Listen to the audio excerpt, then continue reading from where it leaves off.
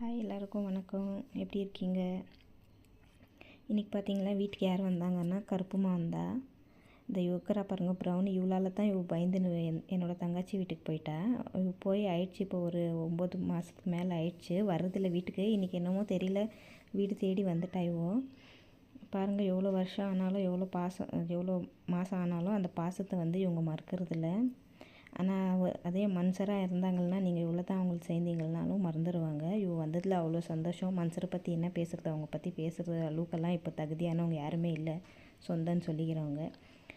எனக்கு இவங்க கூட இருக்கிறதே சந்தோஷம். பாருங்கள் அவள் வீட்டுக்கு வந்ததில் அன்றைக்கி எவ்வளோ சந்தோஷம் எங்களுக்கு. வந்தால் அன்றைக்கி நைட்டு வீட்டிலே இருந்தா, சாப்பிட்டு வீட்லேயே தூங்கினா. காலையில் பார்த்திங்கன்னா மறுபடியும் எழுந்துச்சி எங்கள் தங்கச்சி வீட்டுக்கே போயிட்டா. இன்னொரு விஷயம் பார்த்திங்கன்னா வரத்துக்கு ஒரு நாள் முன்னாடி பார்த்திங்கன்னா எங்கள் பக்கத்தில் இருக்கிறவங்களுக்கு எங்களுக்கு பயங்கர சண்டை. எங்கள் வீட்டிலேருந்து ஷீரோ அவங்களோட செருப்பு கடிச்சிட்டான்னு.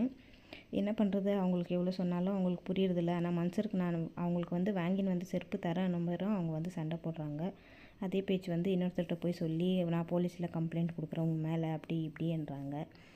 நாங்கள் இருக்கிற இடம் அந்த மாதிரிங்க. நாங்கள் எதுவும் அவங்ககிட்ட பேச முடியாது. அதே நாங்கள் வேறு இடத்துல இருந்தால் நீங்கள் எந்த போலீஸ்க்காவது கம்ப்ளைண்ட் கொடுங்கன்னு சொல்லலாம். நாங்கள் இருக்கிற இடம் அந்த மாதிரி.